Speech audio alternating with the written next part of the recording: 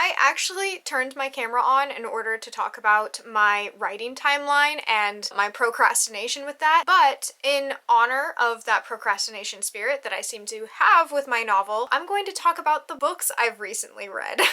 Hi, hello, welcome. If you are new here, my name is Jade. I'm a cozy political fantasy author, as well as an avid reader who likes to talk about books on the internet and my life in Japan. I haven't uploaded like a bookish video in a while, and I haven't had a chance to really talk about these books in a sit-down fashion, and I want to kind of catch up. And my friend Rachel recently put out a quarterly wrap-up, and I was like, oh my gosh, that's such a good idea. And then I wouldn't have to talk about where I am with my revisions. And so that's what I'm doing today. Without further ado, I'm going to go ahead and do a quarterly wrap-up of the books I've read so far this year, because there's actually quite a few of them. I'm not going to talk about them all in depth because there's a romance vlog that I really enjoyed making, and I'll go ahead and link it up here as well as down below. I highly recommend you checking it out if you want a more in-depth look at some of the romance books, because I might skip over them if I feel like I don't have too much to say about them, but I'll give you a star rating and we'll break down some very basic graph stats just because it's fun and easy to do. And then I'm going to talk about my best books and worst books of this quarter, because I do have a worst book of this quarter. The more I think about it, the more frustrated I get. Let's go ahead and start with some stats, just so we kind of know what we are working with.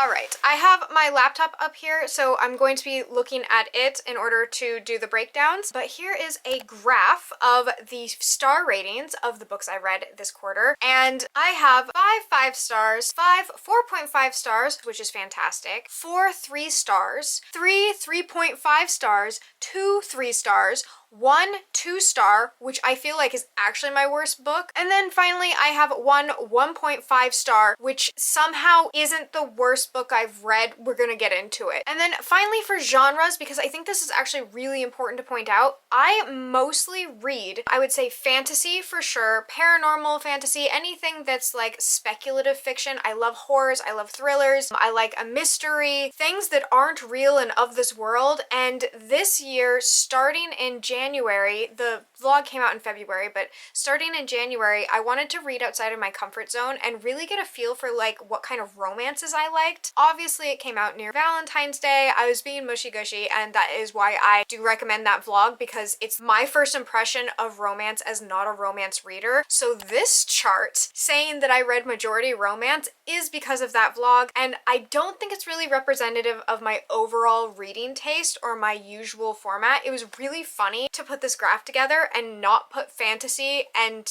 not put a whole bunch of horror and thrillers, and I look at this graph and I go, is that me? But yeah, it is. So we're going to talk about the fact that I read majority romance, and then 2 I'm going to go ahead and label as contemporary. I did not find them to be romances. Actually, I could put 3 in that category. That was my worst book, and it is labeled as a romance, and we're gonna talk about it. And then I read a historical fiction as well as a horror thriller suspense. Because I'm not going to talk about all of these books in depth, I will go ahead and just list out the books I read, and then I'm going to cherry pick through and talk about them. Here is a list of my 5 stars. I had Take a Hint, Danny Brown by Talia Hibbert, Say You'll Remember Me by Abby Jimenez, Just for the Summer by Abby Jimenez, Funny Story by Emily Henry, and You Made a Fool of Death with Your Beauty by Akweke Emezi. Then I'm going to stick 4.5s and 4 stars together for simplicity's sake and me looking at this graph. We have Life's Too Short by Abby Jimenez, Hamnet by Maggie O'Farrell, We Used to Live Here by Marcus Claywar, Not in Love by Allie Hazelwood, The Love of My Afterlife by Kirsty Greenwood, Happy Place by Emily Henry, Part of Your World by Abby Jimenez, and Out on a Limb by Hannah Bonham Young. For 3s and 3.5s, I have Yours Truly by Abby Jimenez, The Happily Ever After playlist by Abby Jimenez, Priest by Sierra Simone. This is not technically a romance, it is an erotic romance. Heavy on the eroticism, less so on the romance. Honey Girl by Morgan Rogers, and Love Theoretically by Allie Hazelwood. And then for my 2 and 1.5 star, The Friend Zone by Abby Jimenez at 1.5 stars, and The Night We Met by Abby Jimenez at 2 stars. First off, I'm just gonna get the lower star ratings out of the way because I don't want to focus on them for too long, and I also don't want to end this on a low note So let's end it high and we'll talk about my 5 stars in a little bit. First, I want to address the fact that some of my 5 stars are Abby Jimenez books. A large majority of 4s, 4.5s, and 5 stars. One of them was a 3, 3.5, but overall, I became a huge Abby Jimenez fan during my romance vlog. She was a standout to me, and after I had finished and took a small break from romance, I found myself like really fatigued and stressed from work, emotional stuff, and procrastinating my book. And I just also didn't want to pick up any fantasy because I'm really deep in edits with my book, and reading fantasy while doing edits just doesn't really work for me. So I've had to stay away from fantasy while working on my own fantasy novel. Abby Jimenez really filled in that gap quite well, but her most recent book and one of her least recent books really tore me up. First, I'm going to address The Friend Zone, which is an older Abby Jimenez book. I was told not to read her backlist by my friend Soleil, who loves Abby Jimenez. I think I was actually able to have a lot of fun while reading The Friend Zone because I hated that main character so much, but I was able to enjoy the journey of seeing the difference and the growth Abby Jimenez has had in her writing style. These characters were really grating, irritating, problematic. Kristen, who is the main character, she was so obnoxious and like rude, and I felt like she was really toxic. There was a lot of like machismo masculinity with the main character that I found really like just ick. I did not have a good time with their story, and I was actually rooting for like everyone but them. It was so irritating that I don't even remember all of the things that made me hate the main character. I just knew I never wanted to see her on page again, so I almost didn't pick up the Happily Ever After playlist, which is the spin-off where it talks about Sloane, her best friend. Yeah, even the way the friend zone ended and we get into Sloane's story, it was arguably like a really terrible experience. I'm not gonna lie. I kept on being like, what is this book? Why are you doing this to me? I was even more impressed by how much she's grown, but I did end up ultimately giving it a 1.5 star because I really couldn't find anything good about it.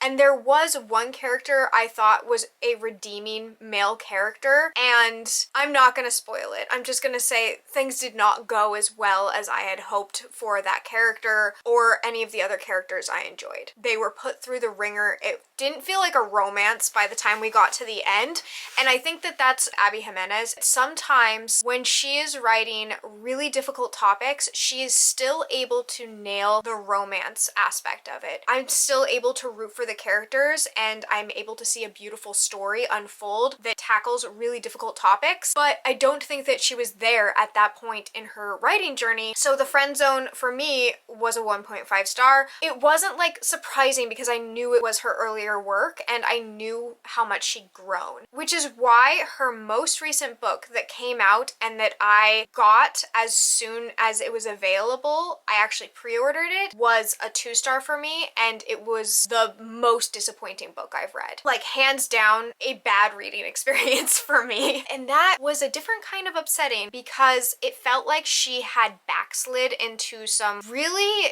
like deplorable characters and some gray area that I fundamentally disagree with. And I'm not going to go into spoilers, but I am going to be talking about the book. If you want to go in completely like without any information, I do have timestamps, but I need to talk about The Night We Met because I really hated this book. I absolutely loathed it, and I can really enjoy a complex, morally gray character. That's not what was being presented here, and I don't feel that this was a romance. It is in the romance genre, but this was a dramatic contemporary. It was messy, it didn't go well, and what it was trying to sell me, I was not willing to buy into. Essentially, this is a book about emotional cheating, and it's between the two love interests and their participation in emotional cheating that is incredibly toxic, not dealt with well, in my opinion. I feel that the situation was incredibly selfish and at sometimes even cringy. I felt that the story itself needed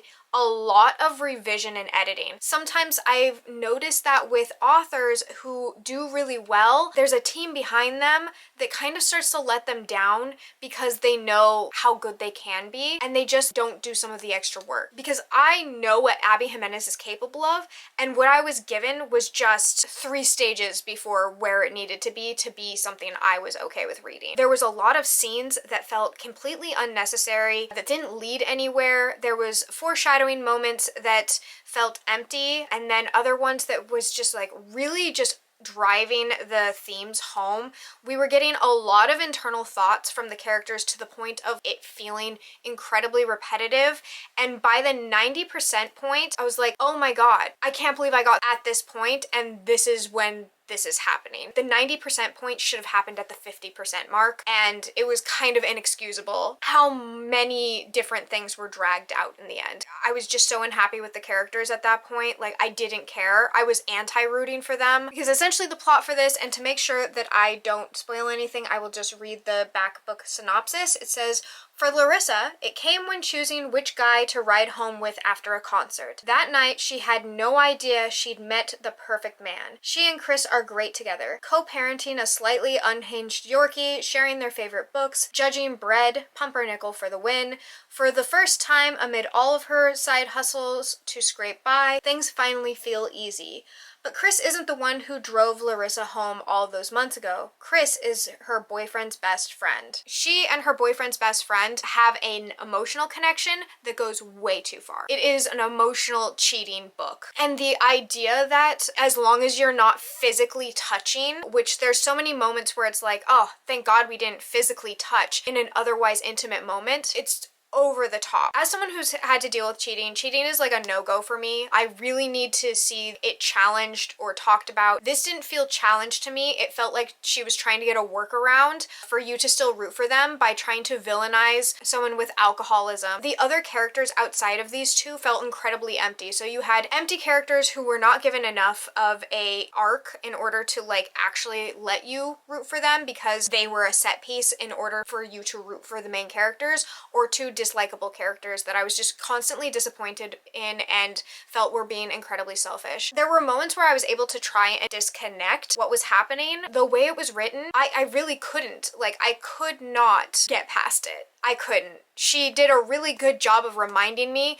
everything that was wrong with the situation and that she thought it was cute. I also didn't like what was happening with migraines in the story. Migraines are used throughout as like an excuse for why someone can't show up, but they are said to be a lie every single time. So this person is using migraines to get out of situations, which I understand can be used as like showing that this person is dislikable, but migraines are so often not taken seriously for people to minimize or assume that the person just isn't showing up and they're using migraines as an excuse when migraines are really serious. I didn't like that either. And then there were small nitpicky things, like not everyone knows what a trauma bond is. I'm about to let you know. A trauma bond is between a victim and an abuser. It's a powerful emotional attachment a victim will get with their abuser, and it is a running joke that the characters are trauma bonded together, and like, I kind of agree, but I don't think that's what they meant. He is manipulating you into keeping you in a relationship so that he can have you around. I don't think that that word is what you think it means, and I just wish that they would have done the work. I wish someone on the editing team had been like, hey Abby, guess what? And I know not everyone has a degree in psychology, but I do, and I had to read this book. So I gave it 2 stars, but I feel like it could have been 1, and I just was clinging to these really small moments, and the fact that I do really enjoy Abby Jimenez, and I don't know how it turned into a 2 instead of a 1, but at some point I did that, and I'll stand by it today. I don't know if I'll stand by it tomorrow. Holy cow.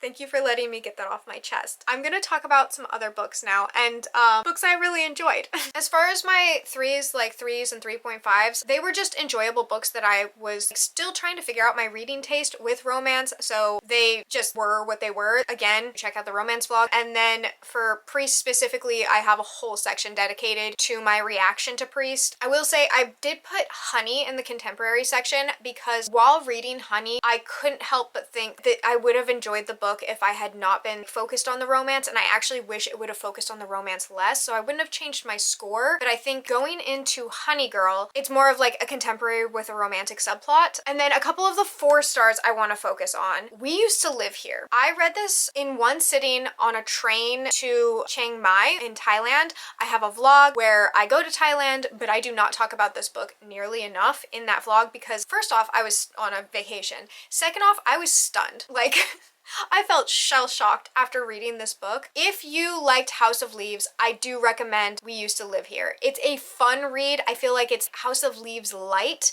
in the fact that it does do a lot of the heavy lifting for you. You can choose whether or not you just read this as a regular suspense thriller with like paranormal elements, or you can choose to really deep dive and have a lot of unhinged conversations on Reddit. There's also a lot of conversations online and people breaking down the entirety of the book and having different theories. You can find some actual listings and things online. Really, this book is a huge world building playground. I'm really excited to read his other work in this world. I had a lot of fun with it. It was also completely unhinged and I was not terrified, but unnerved. Heavily unnerved. I can see some people not liking it if you say House of Leaves, but if you do the work, I would say that it's within that realm. It's just not as physically interactive. I do have a House of Leaves vlog. I don't know if I recommend it. It is watching me just spiral. I'll link it up above and down below just in case that's something you want to see. This book didn't make me spiral. This was like a fun ride. It was like choosing the tilt-a-whirl to spin around and have fun versus being launched into space. Hamnet, I finished. My partner really wanted to watch the movie. I did too. So I can actually hold this one up because my friend let me borrow it. This book did make me feel really like weepy and kind of teary-eyed while I was reading it. But I also just thought it was so beautiful. It really is kind of a Shakespearean tragedy and I just thought it was really lovely. I will say it's very much so historical fiction. This is playing off of the idea of who Shakespeare's wife was in literature and history. She's almost completely unknown and has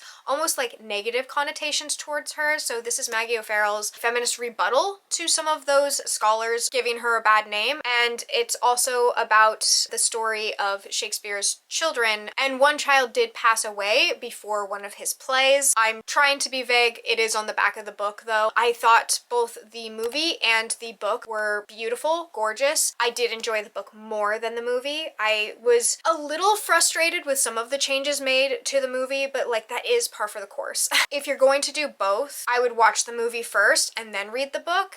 If you're only going to do one, I would choose the book. I felt really invested in the characters and I felt like I understood their motivations very well. And I felt like their motivations were really nuanced in a way that the movie was not. But I was also like fresh off of reading this. I finished this book and then we watched the movie like 3 hours later. It was very, very fresh. I was still fresh. I was raw, actually. It was really beautifully written. There's some just intense, gorgeous lines. I didn't mark it up because this is my friend's copy, but I cannot wait to talk to her about it because she let me borrow it because she loved it and I loved it too. This was a 4.5 for me. There's a 5-star sparkle that either is there or it isn't. As of right now, it's not a 5, but if it sticks with me for a long time, it might change. Okay, let's talk about 5 stars because I loved my 5-star reads, obviously, and I want to talk about them. Let's talk about the Abby Jimenez 5 stars because I'm not trying to attack Abby Jimenez. I love Abby Jimenez. I think I have now read everything she's written, including her short stories. I am fully up to date on her entire backlist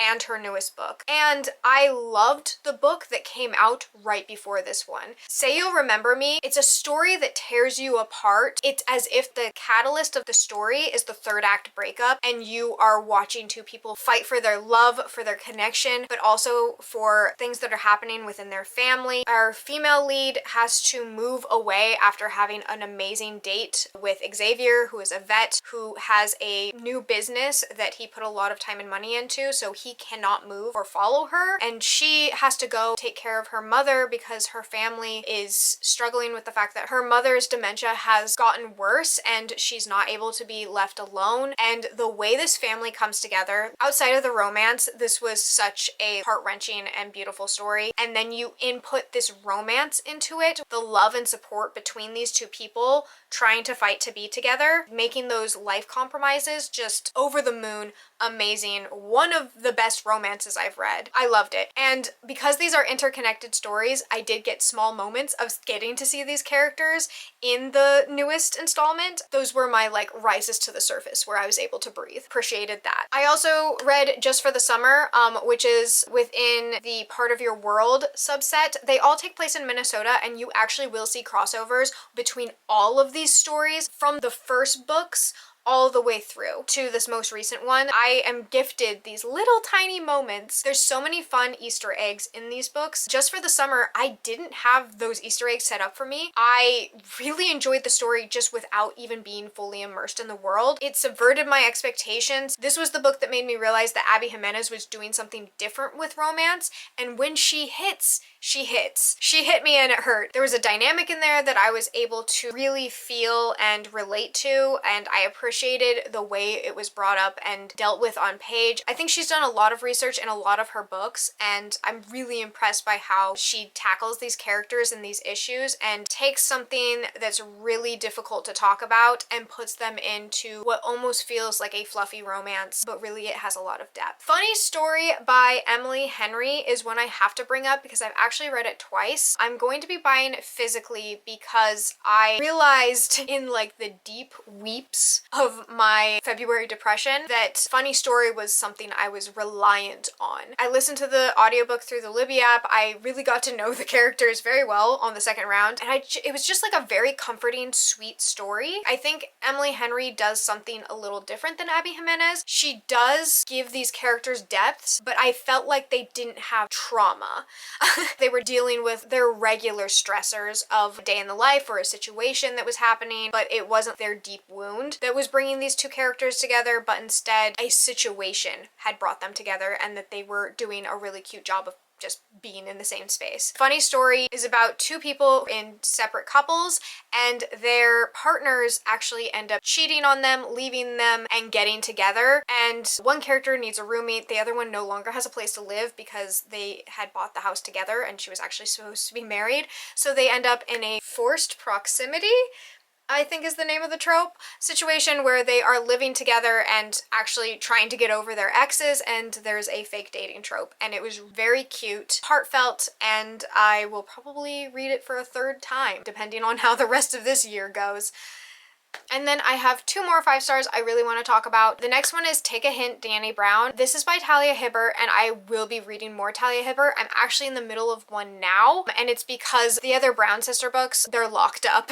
Libby has like month-long waits for them, which fantastic. Good for my library, good for all the patrons of my library. I did pick up one of her other older books that are not part of that series, but Take a Hint, Dani Brown is another fake dating trope. So I found out during the romance vlog that I do like the fake dating trope, and this was just really fun, and I think it was because I had a crush on both of the characters. I loved both of them. This was a perfect situation for me. The two characters get some online attention after he saves her dramatically from a fire drill that she thinks is a real fire, and she is trapped in the elevator. Once they get some online buzz because he is carrying her out, they are friends, and he realizes that the online buzz is actually helping him with his fundraiser because he does mental health for children's athletics, and so he's able to get more funding for that, so they decide to fake date even though she has relationship commitment issues. Both very fun, funny characters. Talia Hibbert is funny. She's so far proving that as well in the Roommate Risk, which is the book I'm reading now. I'm past the 50% mark. It's going really well. I think they're really similar, so if you have read Take a Hint, Dani Brown, and you want that same kind of story, Talia Hibbert tells it similarly but not exactly the same in the Roommate Risk. That one's not fake dating though. That's just close proximity. I'm really trying to use the terms, guys. Finally, You made a fool of death with your beauty. This was not a romance, but I was told that before going into it, and I didn't read it as a romance. I read this as a story dealing with the grief and death of a loved one and a love story that is happening from that grief. I don't want to give too much of this book away. I will just say people are going to go in wanting one thing and they're going to get another. Go in knowing this is a story about grief and a woman dealing with that grief and the realest characters on page. Like, I really did feel like these were all real people. I actually already ordered the book because I want it physically. I want to tab it. I miss them. I got that feeling after finishing this book. I was just completely in awe. The topics of grief and how they were dealt with, I found so relatable in so many different ways. Different situation. I've lost my best friend, and some of the characters in these books lost their partners. But if you have a best friend, you know they are your partner in a lot of different ways. They're your teammate, they're your buddy, they are always to your side. While my best friend was not my romantic partner, they were my absolute best friend. And some of the lines in this book were just so gorgeous. The prose in this were, I'm talking every single sentence I felt like I wanted to underline. And then you would get this dialogue that just felt incredibly like real and raw, and you would have it within this like poetic way of speaking. I just felt like such a magnetic pull to this book. Every single time I set it down, I wanted to pick it up. I wanted to listen to these people. And it was so messy too. Like, it felt messy in the way that a human feels messy. It felt like a human story and human art that was being like spit out from someone else's grief.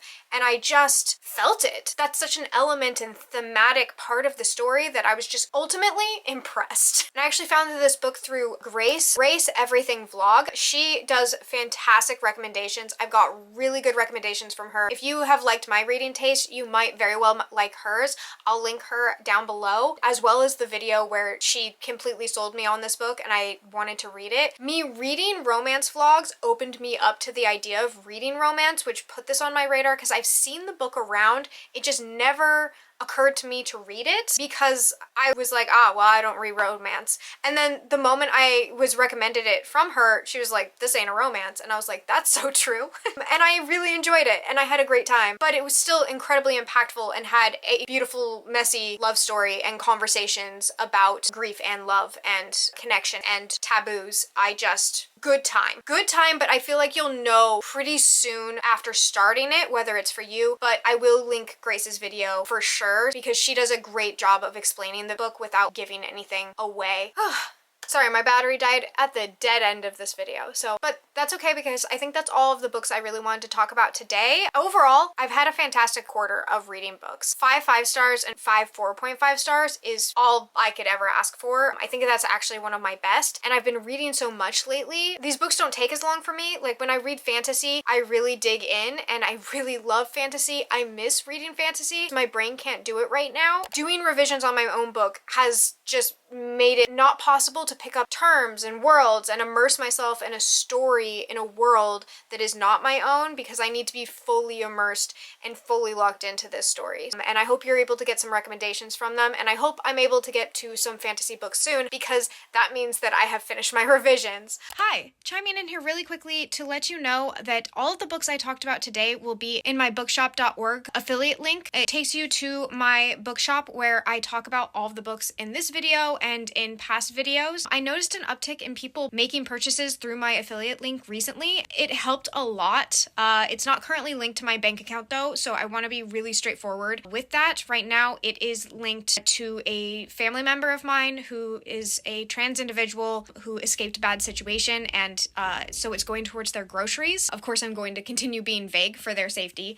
But yeah, I just want to be straightforward on that, but also say thank you to the people who watched my videos and then used my affiliate link. I don't really ever mention it. I just kind of drop it down below sometimes when I mention a lot of books all at once. But bookshop.org is actually also pretty awesome. I'm not trying to make this an ad. I've looked into them more so since I made an affiliate link. They support local bookstores. They house indie books, including my own. So if you want to buy my book through my affiliate link and double dip, that's obviously also fantastic. But essentially, I was just hopping on here to let you know the link is down below, that it's an affiliate link because legally I have to let you know. And while I have used affiliate links in the past to go towards my writing, that's not currently where it's going right now. The GoFundMe is still going towards my books, but The bookshop.org one is not. Yeah, I'm still coming up with different ways to kind of have a little bit more passive income that I can send over as groceries. So if you have any ideas, let me know. Anyway, this is a side tangent. The video's over. Thanks for sticking around. Let me know if you've read any of the books I talked about today, what you thought of them, agree or disagree. I'm totally good to have conversations. Just remember, I speak out of opinion, not fact, when I'm doing a book review, so let's keep it chill because that's all I got in me. And if you don't have anything else to say but you want to leave a comment, you can go ahead and leave some stars,